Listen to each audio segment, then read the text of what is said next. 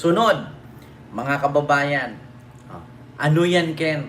Nako, dito tayo, mga kababayan, kay UC Claire Castro. Mga kababayan, si UC Claire Castro, may binulgar patungkol kay Mike Defensor. Patay ka dito. Hala, mga kababayan. Eto isa-isahin ko. Anong rason kung bakit si Vic Rodriguez nagalit kay PBBM? Paki-comment. Anong rason kay Vic Rodriguez? Kung bakit siya nagalit kay PBBM?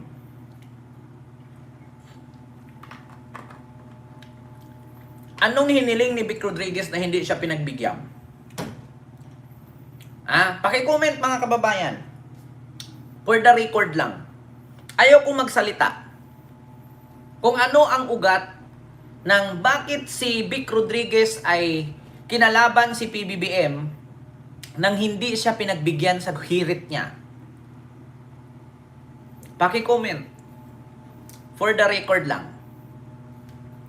Ang pagkakaalam ko, patungkol sa libro. Diba? Kay Vic Rodriguez, humiling patungkol sa libro, hindi na pagbigyan ni PBBM, kinalaban si PBBM. Si Maharlika, no? Umuwi pa ng Amerika, umuwi ng Pilipinas galing Amerika nung nanalo si PBBM. Nanalo si PBBM. Gusto niyang magkaroon ng posisyon sa gobyerno nung hindi na pagbigyan, kinalaban si PBBM. Si Chavit Singson, mga kababayan, humiling na ang kanyang pamangkin ipasok sa PCSO. Nung hindi na pagbigyan, kinalaban si PBBM. Humiling na huwag i-demolish ang Metro Walk. Nang hindi pinagbigyan, kinalaban si PBBM. Yung libro niyang Kingmaker, lahat sila nagalit kay PBBM, may mga hiniling na posisyon na hindi na pagbigyan, bumaliktad. Diba? Kita nyo mga kababayan? Nag-approve ng sugar contract. Sabi ni Ma'am Winnie Fair, kay Vic Rodriguez. Libro, sabi ni Ma'am Sweetheart Chang. Ngayon mga kababayan, kaya pala itong si Mike Defensor, no, ay galit na galit kay PBBM. Sir Adonis, hello po. Kaya pala galit na galit kay PBBM itong si Mike Defensor. According kayo si Claire Castro, humiling daw ito na gawa ng posisyon sa MMDA itong si Mike Defensor. Hindi pa daw siya in-appoint ni PBBM, umattend na siya ng mga meeting at training sa MMDA kasi gusto pala niyang magkaposisyon sa MMDA. Nung hindi siya inilagay ni PBBM, ayun, bumaliktad, binira si PBBM. Ayun, isa na sa complainant ng impeachment. Umattend na ng meeting nang hindi naman siya ang i-appoint. Diba? Ito mga kababayan, ipakita ko sa inyo. Kaya pala, umattend ng meeting sa MMDA, pero hindi naman siya yung i-appoint. Parang si Glenn Chong lang, galit na galit. Ito pa. Anthony Mike Defensor, alam mo mga sa panahon ni Pangulong Marcos Jr., inaasam niya maging MMDA chair. Pupunta-punta na siya. Di umano Pupunta-punta na siya sa MMDA, nakikimiting-meeting, hindi pa siya na-appoint. Until, kinwestiyon.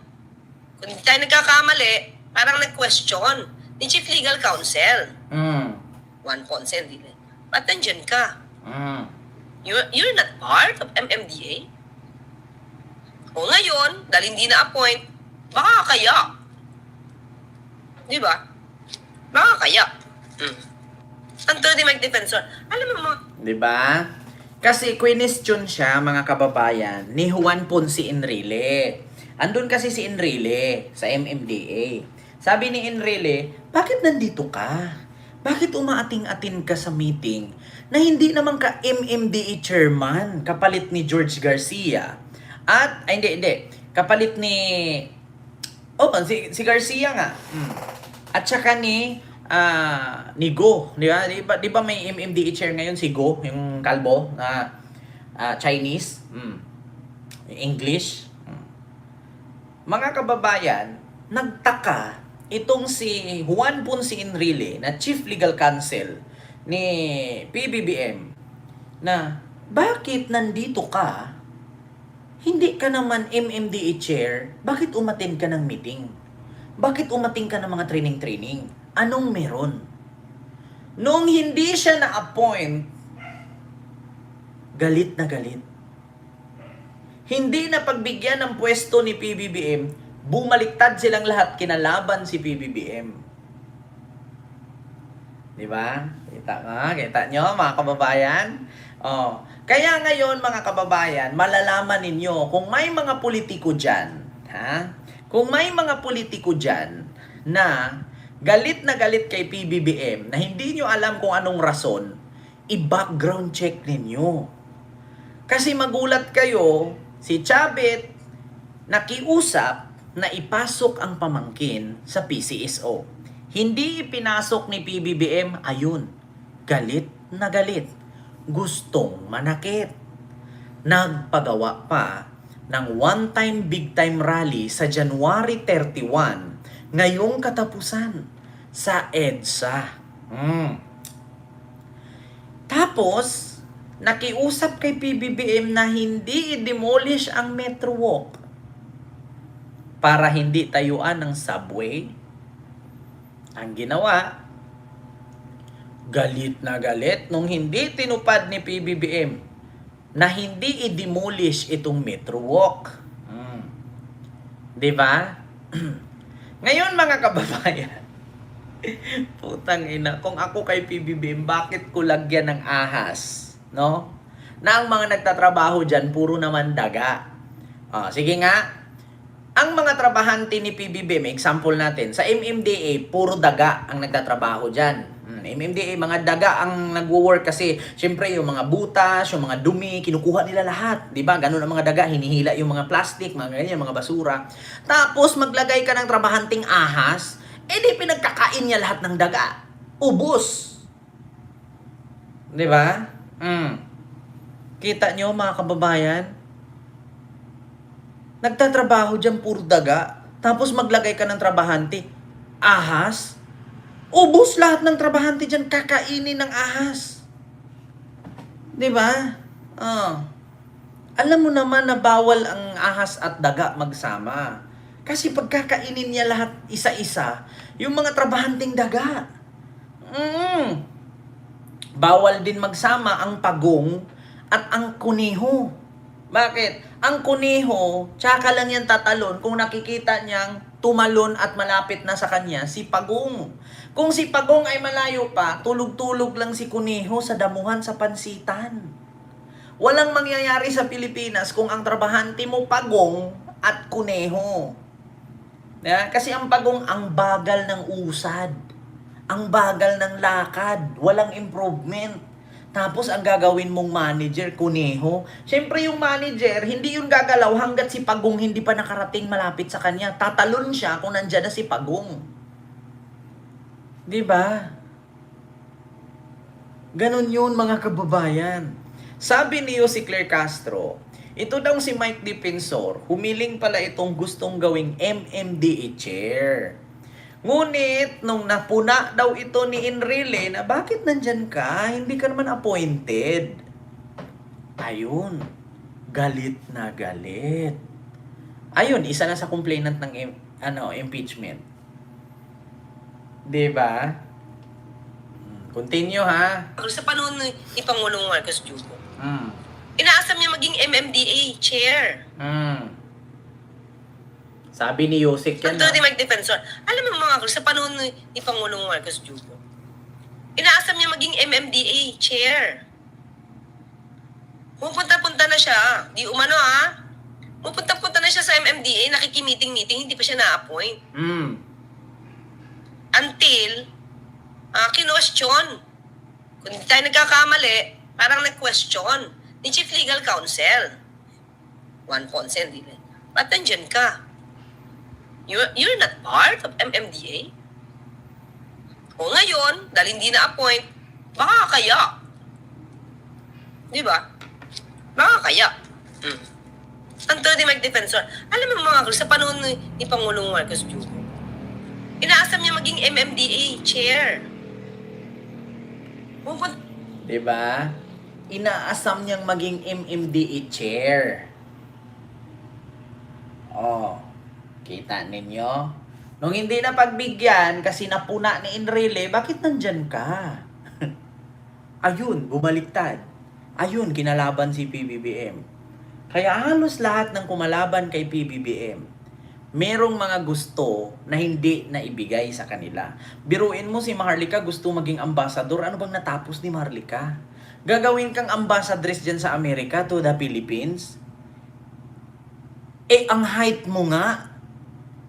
'Di ba? Ayoko na magsalita. Parang tira-tira ka na nga lang yata. Para kang atang tamod na pinutok sa pader. Tapos kinuha ng nanay mo, sinuksok sa puke para babuo. 'Di ba? Tapos mga ambisyon ka maging ambassador sa Amerika. Nung hindi ka napagbigyan, ayun, tinira mo na si Lisa, tinawag mong Lisa Tanas, Lisa Butod, Jutang Inames. 'Di ba? Tapos yung hitsura mo, maging ambassador ka sa Amerika, para kang tamod na pinutok ng tatay mo sa pader at kinuha ng nanay mo, pinasok yung tamod na tira-tira sa puki niya para mabuo. 'Di ba? Tapos mangarap kang maging ambassadress. Putang inang yan. Pasensya na mga kababayan, nakapagmura ako ha. Isipin nyo, kung ganyan ang klaseng bunganga, gagawin kang ambassadress. Jutang inames, mga palangga. Nakita nyo, mga dipuga, mga lintian, mga palangga. Oh, tapos gagawin mong ambassadress? Ay putang inamos jetle, satanas, mga boto, mga bangagers. Oo, yung mga alputera, mga palangga. Dipuga kagid. Tapos mangarap pag yung mga palangga. Ito na nga tayo, mga jutang inames. According sa aking puting ahas, mga jutang inames. Tapos gagawin ka ambassadress sa Pilipinas to the Amerika. Putang ita mo, para pagkaharap mo si Donald Trump, pakaluluin mo yung titi niya para maging kabit ka number 4. Diba? Yung galawan mo pa naman, mahilig ka, ka pa naman, tirador ng mga matatandang ka, no? Diba? Maharlika, wag ka na mangarap maging ambassadress ng Pilipinas to Amerika nung hindi ka na pagbigyan ni PBBM, may kinalaban mo na. Tinawag mo na si Lisa Tanas, Lisa Butod. Tapos tinawag mo ng Marcos Bangag. 'Di ba? Yung tigre, si Kuting. Yan si Kuting. Bangag yan, si Marcos Jr. Kuting, 'di ba? Sabi niya. Diyos ko naman, Maharlika. Alam namin yung karakas mo, tirador ka ng mga matatandang ka, no? Na isang sipa na lang pag namatay para yung mga property iwan sa'yo. Alam namin yung karakas mo, Maharlika, wag kami. Tigil-tigilan mo nga kami. Tirador ka ng mga matatandang afam. Yung painumin mo na lang ng minoxidil, tapos sipain mo sa hagdan, sapihin mo na dapa. Para yung yaman, mapamana sa'yo. 'Di ba? Ganun yun, mga kababayan. Tirador ng matandang kano. Sino ba yung vlogger dyan na DDS? Tirador ng matandang kano, Maharlika. Di ba? Dati ang tawag ko dyan, bubuyog eh. Bakit? Gabing-gabi naka-shades. Tapos yung shades pa niya, bilog na bilog. Akala mo bubuyog. Di ba? Kita yung mga bubuyog, kalalaki ng bilog, kalalaki ng mata, parang langaw. Tawag ko dyan dati, babaeng bubuyog. Ngayon ang tawag ko dyan, tirador ng matandang apam. Diba? Kita nyo mga kababayan, totoo man yan. Meron pa nga yung isa, si Makati Ambilat. Isa din yun, tirador ng mga negosyanteng bilyonaryo. Si Makati Ambilat, tirador ng negosyante ng may-ari ng saging. Negosyo saging. Nako, magkaibigan nga talaga sila. Inamin nga niya, nakabit siya dun sa interview eh. Nakita niyo yung interview ni Makati Ambilat?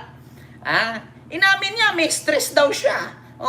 Ang jowa daw niya, may-ari nung may-ari ng banana plantation. Kita ninyo, mga tirador, tirador ng may tirador ng nananim ng saging. Diyos ko. Putragis na yan. Diba, Ma'am Jenny, si Banat Bay daw, mukhang titi na palaging puyat. Hindi po. Si Banat Bay, ano yan si Banat Bay? Tulak yan. Ano yung tulak? Tulak na bugaw ba? Bugaw. Sabi ni Marlica, bugaw yan. Putang ina yung mga DDS vlogger, oh. Kanya-kanyang definition. Yung isa, tirador, matandang kano. Yung isa, burikat, kabit. Tapos yung isa, bugaw. Yung isa, hindi naliligo, nilalangaw daw siya. Nag-signature campaign, nilalangaw. Paano hindi kailangaw sa bukid nun? Hindi ka nga naliligo. Diba? Tapos yung isa naman, ng apelido Tikilia, kung ano-ano pinagsasabi, halos lamunin na yung mukha niya sa sobrang taba. Kinain na ng taba. Yung matanda dyan na apelido Tikilia. Oo. Tapos ang binabanatan niya, kunwari professional siya. Tapos halos yung taba niya, nilalamon na siya. Nawala na yung mukha niya, lumiit na yung mukha niya, na puro taba na. Kita niyo yung mata niya, lumiit na, yung nguso, wala, lumubo na yung pisngi. Diba? Tirador ng bahaw din yun alam niyo yung uminom ka ng tequila, tapos yung pulutan mo bahaw, kaya lumubo yung mukha. Tequila ang ininom, ang pulutan bahaw. Diba? Ay, nako. Oo, totoo yan. Totoo yan, Ma'am Rosemary Rosales Kagawa. Kaya lagi sa Japan yan. Kasi bakit? Maraming ini-endorse yan. Nako, tigil-tigilan nyo nga ako. Ang daming binibitbit niyan na sa Japan ng mga Japayuki. Yung vlogger nila. Yung isang vlogger-vloggeran, tirador ng saging, yung may hawak ng USB. Tirador ng negosyo mga negosyante sa saging. Yung isang vlogger dyan, tirador ng matandang kano para isang sipa na lang, maiiwanan sa kanya yung mga property. Oo. Tapos yung isang vlogger dyan, kung ano-ano pinagsasabi, yung malakas uminom ng tequila, tapos ang kanyang pulutan bahaw. Kaya lumubo ang katawan, lumiit ang mukha, kinain ng taba. Ganyan sila kapangit. Tapos may isang vlogger dyan na hindi naliligo. Naku.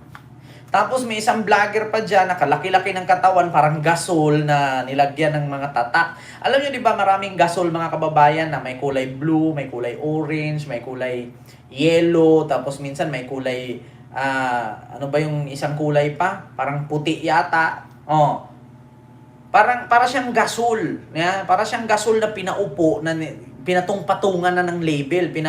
Gasol na branded. Sa madaling salita, yung vlogger na yon. Gasol na branded. Kalaki-laki ng katawan. Tapos sa puro tato. Okay lang sana kung magpatato ka kung puti ang katawan mo. Moreno ang balat mo. Yung tato niya nagmukhang libag. Kita nyo yan mga kababayan? Nag-vlogger, ang laki ng katawan, tapos moreno ang balat, nagpatato. Kaya yung tato, parang libag. Kaya kung tignan mo siya, para siyang gasol na branded. Bakit? Tignan nyo yung gasol, sa kakagamit mo, mapitikan ng sabaw, mahulugan ng mantika, napupuro dumi, puro libag. Ganun siya. Gasol na branded. Kita nyo, mga kababayan, ako ayaw ko manlait, wala akong pinangalanan pero totoo yan. Meron pang isa dyan, kapatid nung bugaw na vlogger. Magbibenta ng sasakyan sira. Diba? Ang lakas mag-offer ng sasakyan, tapos yung sasakyan niya, isang dekada nang nakatingga. Bulok na yung yanta. Scammer pala. Putang inang yan. Ayaw ko na magsalita. Kilala ni Sir Nino lahat yan. Barsaga. Diba? So yun lang mga kababayan, yung ating reaction sa mga oras na ito. Mamaya. Mga kababayan. Tapos tignan mo, yung mga DDS, kukuha kayo ng vlogger, ngungo pa. Ganyan na ba? Wala na ba kayong budget? Kukuha kayo ng vlogger, ngungo. Paano kayo pagtanggol niyan? Imbes na magalit, ganito, halimbawa, ngungo. Ngungo. Tapos, supporter ako ni Sarah. Tapos sabihin ko, ngami ha, si Mimi M. Alam nyo, si Mimi M, hubang ngami ha na yan. Manarahaw yan. Munol yan, munol. Yung administrasyon ni Marcos, munol yan. Imbis na magalit ka kay PBBM, kasi ipagtanggol niya si Sarah, mahal na mahal namin si Mimi Inay Sara. Kasi ayaw namin kay Marcos Jr. Mahit. Kasi yan si Marcos Jr., munol yan, munol. Imbis na magalit ka kay PBBM, hindi, matatawa ka. Diba? Kita mo yan, kukuha ka ng vlogger, ngungo pa. Diyos ko naman. Ba't hindi mo na lang kukunin vlogger si Utlom?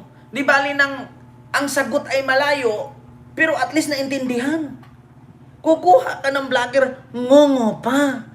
Tapos sasabihin, bago mo linisin ang Pilipinas, linisin mo muna yung hiwa mo sa uso. Tapos sasabihin niya, ako ang presidente, lilinisin ko na lang yung Pilipinas. Hindi mo nga malinis-linis yung sinasabi mo, hindi nga maintindihan ng tao, tapos maging presidente ka, putang ina, anong sasabihin ng ASEAN Nation? Kung magkaroon tayo ng presidente ngungo, hindi ko nilalait yung mga ngungo, ha? Yung vlogger lang. Sige nga, imbis na ipagtanggol mo si Sarah, mahal na mahal ko si Mimi Inay Sara. Bakit? Kasi kahit laging ginihipit ni Marcos Jr. yan, hindi yan magnanakaw, walang confidential fund yan. Imbis na maawa ka kay Sarah kasi nilalait ni Marcos, ginipit ni Marcos, hindi, matatawa ka sa vlogger niya. BP Sara, wala ka na ba budget? Kukuha ka vlogger, ngungo pa. Tapos ito pa, pag si Sara Duterte daw maging presidente, siya daw ang gagawing spokesperson. Putang ina, paano mo i-explain yun? Uy, Diyos ko. Diyos ko, pag si Sara daw naging presidente, siya daw gagawing spokesperson. Putang ina, anong mangyari sa report niyan? Siyempre, tignan nyo si Yussi Claire, di ba? Ma'am Bia Bing, Ma'am Remy Cudo, maraming salamat po. Tignan nyo si Yussi Claire kung magpaparating ng balita at i-interviewin siya ngayon. Anong masasabi mo na sinugo daw si PBBM sa hospital? Kung ikaw spokesperson, mga umaga sa lahat. Lahat ng reporter, hindi ka pa nagsalita, natatawa na. Tapos ang ilalagay ng reporter, ayon sa maniha, meron na naman hinahay, chinap-chap, doon sa may bandang Anhimulo. Nilagay sa drum, chinap-chap ang katawan. So lahat ng media outlet, ang nakalagay doon, ngungo ang salita. Diba? Maraming salamat po, Ma'am Kish, sa yung super sticker. Thank you so much. Biruin mo. Pag na-presidente daw si Sarah, siya daw ang kukuning spokesperson. Putang ina, kukuha ka ng spokesperson, ngungo pa. Tapos paano yun pag nagbabalita, lalo na nandoon si Eden Santos. Ano pong reaction mo patungkol kay BP Sara na lagi siyang gala? Siyempre, ang sagot ng ngungo, ganyan talaga kasi siya ang nagmana ng mapa ni Dora the Explorer. Kaya lagi niyang dala yung mapa, kaya lagi siyang nagbabahi, lagi siyang nagharamil. Kasi siya ang may hawak ng mapa ni Nora. Tapos sasabihin na naman ni Eden Santos ng Net25, pwede po nating i-clarify, Dora po ba o Nora? Nora. Sige nga. Nora na lang ilagay ko dito kahit namatay na. Diba? Kung ikaw maging spokesperson pag na-presidente si Sarah, putang ina. Patay na si Nora, nadamay pa. Kasi imbis na Dora, naging Nora. Putang ina, diba? Ngora.